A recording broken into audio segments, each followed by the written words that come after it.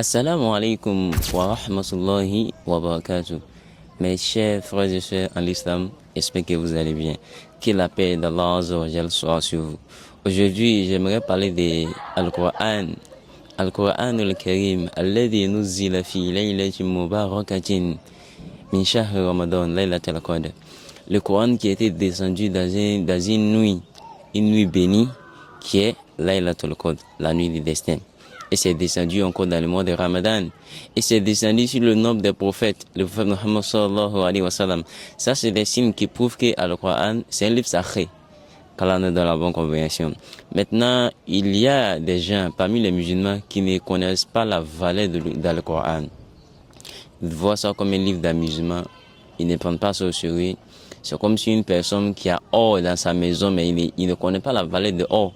Lui connaît la valeur d'argent, mais il ne sait pas que or là même, ça peut transformer plusieurs d'argent. Qu'Allah nous donne la bonne compréhension. Alors aujourd'hui, je vous informe que Al-Insan bila Qur'an, Kal Jasadi bila Ruh. Une personne, ou bien un musulman qui n'a pas le Coran dans sa vie, c'est-à-dire qu'il ne sait même pas lire le Coran. Il ne sait même pas comment s'asseoir pour dire laisse-moi voir ça signifie quoi. C'est comme une personne qui n'a pas le Coran dans sa vie. C'est comme une personne, un corps qui n'a pas de l'âme en lui. C'est comme si son âme est morte en lui. Mais lui, il vit, il mange bien, il pense que ouais, ça va, il grossit. Non, non. Mais ton âme est morte en toi. Parce que ton âme, lui, il mange spirituellement. C'est ton corps qui mange physiquement. Alors si tu nourris ton corps, mais ton âme est morte en toi depuis. Alors réveille ton âme maintenant. Comment est-ce que tu vas réveiller ton âme? C'est avec le Coran, la méditation du Coran. Il faut aimer ceux qui lisent le Coran. Il faut t'asseoir auprès de ceux qui lisent le Coran. Apprends en plus, parce que le prophète nous a dit que l'apprentissage de la religion, il est obligatoire sur toi. Tant que tu es musulman, il est obligatoire sur toi. Des berceaux jusqu'à la tombe, c'est-à-dire des bébés jusqu'à tu vas mourir. Tu dois chercher la science.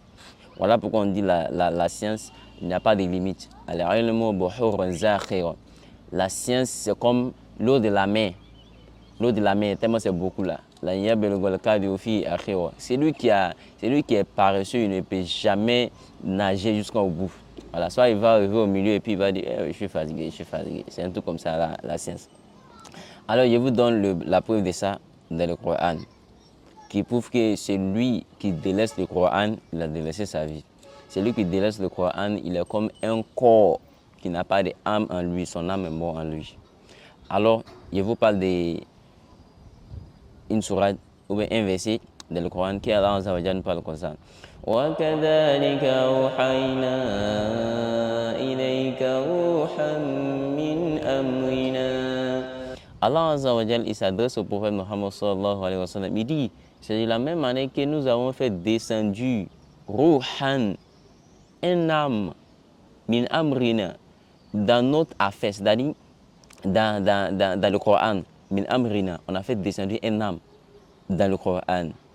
Ma kunta tadri mal kitab wal iman. Toi, prophète là, tu ne savais même pas il s'agissait de quoi? Quand on parle de kitab là, Coran là, tu ne savais même pas il s'agissait de quoi? Wal iman, c'est qu'on appelle la foi, tu ne savais même pas il s'agit de quoi? ولكن جعلناه نورا نهدي به من نشاء. Allah dit, mais par nos grâces, on a fait quoi? جعلناه نورا, nous avons rendu le Coran نورا, comme une lumière pour toi. جعلناه نورا نهدي به من نشاء. On a fait le Coran comme une lumière, laquelle on guide ce qu'on veut par ça. C'est-à-dire l'homme que Allah veut du bien, son bien, il va le guider par le Coran. Moi, je connais plusieurs des gens, lorsqu'ils écoutent le Coran, même sans la signification, ils ressentent la crainte d'Allah en eux. Est-ce que vous comprenez, non? Qu'Allah donne la bonne compréhension. Alors, voilà le deuxième verset. Allah dit Alif Lam Ra, Kitabun anzalnahu ilayka litukhrijan nas. لتخرج الناس من الظلمات إلى النور بإذن ربهم إلى صراط العزيز الحميد. Allah Azza wa Jalla nous dit Kitabun anzalnahu ilayk. Le livre là, livre que nous avons fait descendre sur toi, litukhrijan nas, pour que tu puisses faire sortir. C'est-à-dire, après avoir écouté les livres là, après avoir les traduit le livre là, c'est-à-dire il s'agit du Coran, de tout Khouridjanas, ça va permettre les gens, ça va te permettre de faire sortir les gens, de l'obscurité, c'est-à-dire ceux qui sont déjà perdus. Tu vas les amener dans la perdition, il a nour pour aller envers la lumière.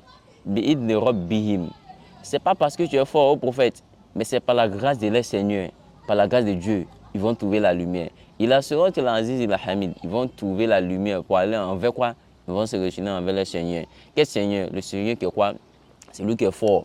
Et Hamid, c'est lui qui est reconnaissant. Il nous parle encore dans un autre verset, il dit وَكَذَلِكَ أَوْحَيْنَا إِلَيْكَ قُرْآنًا عَرَبِيًّا. Il y a plein de gens qui se posent question, ils disent mais pourquoi vos dieux là? C'est arabe seulement, ils comprennent, oui. Ils se demandent est-ce que c'est arabe seulement, Dieu comprend? Mais pourquoi il a fait descendre le Coran en arabe? Pourquoi on prie en arabe? Alors, Allah vous répondre à ce verset. Allah dit وَكَذَلِكَ أَوْحَيْنَا إِلَيْكَ قُرْآنًا عَرَبِيًّا. Alors, il dit au prophète, c'est la même année que nous avons fait descendre le Coran sur toi. En quoi? En arabe. Mais pourquoi on a fait descendre en arabe?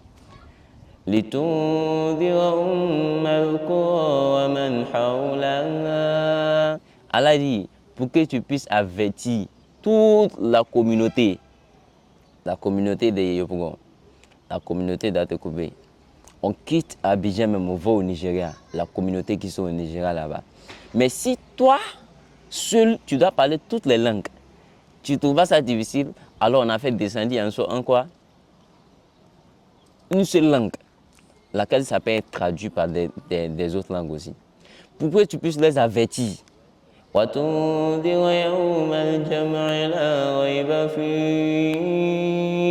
Et tu puisses les rappeler encore qu'il y a un jour. Il y a un jour qui est le jour de la résurrection. Le jour, donc, celui qui a fait du bien, il va voir sa récompense. Le jour, donc, celui qui a fait du mal, il va voir sa récompense. Le jour de la résurrection. Rappelle-le, peut-être qu'ils ne sont pas au fait. Les jours là, il y a certains types de personnes qui vont aller au paradis. Et les jours là aussi, il y a certaines personnes qui vont aller en enfer. Il s'agit de leurs actions qu'ils ont faites. Allah nous parle encore dans un autre verset. Il dit وَإِنَّهُ لَتَنزِيلُ رَبِّ الْعَالَمِينَ. Allah dit, le Coran que tu vois là, c'est Allah qui a fait descendre, hein? Ce n'est pas une autre personne. Hein? Ça vient d'Allah Azza wa Jal. نَزَلَ بِهِ الرُّوحُ الْأَمِينُ. Moi, Allah Azza wa Jal, le Coran, il est fait descendre, il a été descendu avec quoi? Ar-Ruhul Amin. Une âme de tranquillité, c'est-à-dire tous ceux qui ont le Coran dans leur vie, demandez-leur qu'est-ce qu'ils ressentent? La tranquillité.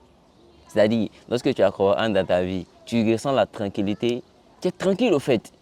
Tu te sens éloigné de le bas monde, tu te sens éloigné de les tentations des shaitans.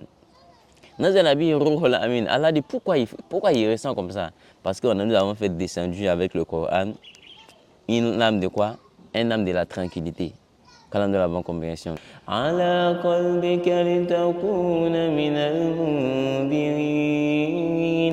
dit, nous avons fait descendre le Coran.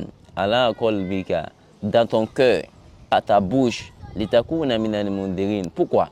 Pour que tu sois parmi les gens qui vont avertir.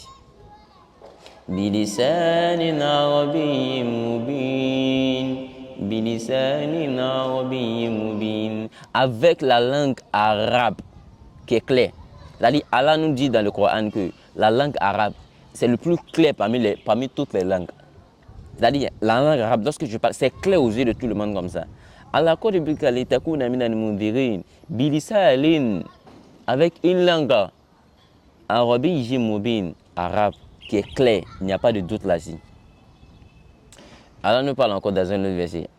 وَكَذَلِكَ أَنزَلْنَاهُ قُرْآنًا عَرَبِيًّا وَصَرَّفْنَا فِيهِ مِنَ الْوَعِيدِ لَعَلَّهُمْ يَتَّقُونَ أَوْ يُحْدِثُ لَهُمْ ذِكْرًا.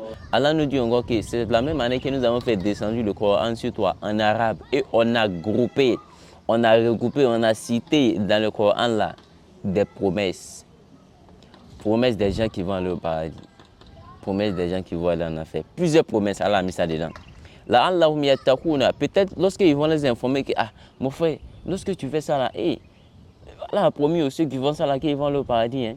Allah a promis aux ceux qui vont ça là qu'ils vont aller à l'enfer. Voilà pourquoi quand on fait des rappels aujourd'hui, il y a certaines personnes qui disent qu'on juge. On ne juge pas. On ne fait que dire ce qui est écrit dans le Coran. Ce qui est écrit là, c'est ce que nous on dit. Allah dit, il a fait des promesses dans le Coran. Promesses des gens qui vont aller au paradis et ceux qui vont aller à l'enfer. Mais lorsque tu vas faire quoi? Là, il a fait des promesses là. C'est pour que tu puisses réfléchir au fait. Tu puisses réfléchir que, ah, ce qu'ils sont en train de faire là, ça fait partie des actes de ceux qui vont aller à l'enfer. Laisse-moi délaisser. Ce qu'ils sont en train de faire là, ça fait partie des actes de ceux qui vont aller au paradis. Alors laisse-moi continuer. C'est-à-dire, Allah nous garantit encore. Il y a plusieurs versets comme ça. Il y a plusieurs versets comme ça. Allah nous dit encore que وَنُنَزِّلُ مِنَ الْقُرْآنِ مَا هُوَ شِفَاءٌ وَنُنَزِّلُ مِنَ الْقُرْآنِ مَا هُوَ شِفَاءٌ وَرَحْمَةٌ لِلْمُؤْمِنِينَ وَلَا يَزِيدُ الظَّالِمِينَ إِلَّا خَسَارًا. Allah nous dit وَنُنَزِّلُ مِنَ الْقُرْآنِ. Nous avons fait descendre, c'est-à-dire il y a dans le Coran, on a fait descendre dans le Coran. Si tu fouilles bien dans le Coran, il y a dedans. Ma huwa shifa. Quelque chose, c'est-à-dire toute la guérison pour toutes sortes de maladies. Voilà pourquoi moi je dis souvent que les musulmans, ils ne connaissent pas la valeur de ce qu'ils ont en main. Allah dit, la guérison, tu as mal à la tête, la guérison est dans le Coran. Tu ne te sens pas bien, la guérison est dans le Coran. Tu as une maladie de cœur, la guérison est dans le Coran. La guérison, toute la guérison c'est tout dans le Coran. Mais comment est-ce qu'aujourd'hui, ça se trouve qu'il y a des musulmans qui vont à l'église pour chercher la guérison? Moi, je connais plusieurs gens comme ça qui disent que moi, j'étais musulman. Mais pourquoi je me suis converti? Parce qu'on a fait partout, voilà, chercher la guérison à ma maladie, je ne trouve pas. Mais c'est à l'église qu'on m'a délivré. Voilà pourquoi je suis devenu chrétien. Subhanallah. Où est passée ta foi? Où est passée ta confiance en Allah? Est-ce que tu as fouillé bien dans le Coran? Tu connais la signification du Coran? Tu as cherché? Allah te dit qu'il y a dedans la guérison pour toutes sortes de maladies qui va t'arriver dans ta vie. Et aussi le Coran, c'est une quoi? C'est une bénédiction, c'est une miséricorde pour les croyants. C'est-à-dire il faudra que tu sois croyant. Il ne faut pas te dire que moi je suis musulman. Est-ce que tu fais partie des croyants? Il y a 3 niveaux en islam. Tu peux être musulman. Voilà pourquoi nous allons voir des gens aussi aujourd'hui qui disent que moi je suis musulman. Moussa, on voit des Moussa quitter l'homme. C'est-à-dire c'est un musulman mais ce n'est pas un croyant. Il a un nom de musulman, mais lui-même ses actes, il ne fait pas partie des actes des croyants. Alors on va dire c'est un musulman, mais ce n'est pas un croyant. Mais un croyant, c'est celui qui a peur d'Allah Azza wa Jal. C'est celui qui réagit comme si Allah il est en face de Allah Azza wa Jal comme ça. Il a peur de lui. Pour faire quelque chose, il a la crainte de Dieu. Même si Allah le voit, même s'il est en cachette, ou bien il est aux yeux de tout le monde. Il fait ça avec la crainte de Dieu. Ça, c'est le deuxième niveau. Troisième niveau, c'est le niveau des prophètes, al-Muhsinin. C'est-à-dire, ils sont des musulmans, ils ont la croyance et ils font des bonnes actions pour ajouter encore dessus. On peut avoir des musulmans aussi aujourd'hui, des croyants, mais qui ne font pas les bonnes actions. Voilà. Mais les prophètes et tout ça, les trois, là, c'est au complet sur eux. Voilà. Voilà pourquoi ils sont quoi? Ils sont au niveau. Quand on donne la bonne compréhension. Alors, je vous parle de ça là, c'est pour juste vous informer que, Inch'Allah, bientôt, je vais mettre un programme en place, laquelle je vais inviter des hafiz, c'est-à-dire ceux qui ont mémorisé le Coran, ou bien ceux qui connaissent la maîtrise du Coran, pour vous faire écouter, pour vous faire connaître la valeur du Coran, pour vous faire comprendre que le Coran, il n'y a pas quelque chose d'autre qui est mieux que le Coran encore. Il va les inviter, soit c'est dans la rue, soit il les invite envers moi-même, soit c'est moi-même je vais aller le voir. Qu'Allah nous donne la bonne compréhension. Je pense que ça aussi c'est une belle initiative. Alors, on a besoin de votre encouragement, on a besoin de votre soutien. Voilà. Parce qu'il y a des gens aujourd'hui qui dépensent, qui construisent, qui mettent tout leur argent dans la musique. Donc si vous voyez votre frère aujourd'hui qui veut dépenser sur la voie d'Allah, c'est-à-dire il veut donner son temps pour vous faire écouter à Al-Qur'an en fait, pour vous faire aimer Al-Qur'an en fait. Alors, encouragez-les, qu'Allah nous donne la bonne compréhension. Alors, ça s'est passé juste après Ramadan. Alors, restez à l'écoute. Qu'est-ce que vous en pensez de ça? Mettez ça dans les commentaires. Assalamu alaikum wa rahmatullahi wa barakatuh. N'oubliez pas, c'est votre frère Abou Rahma. Salam alaikum.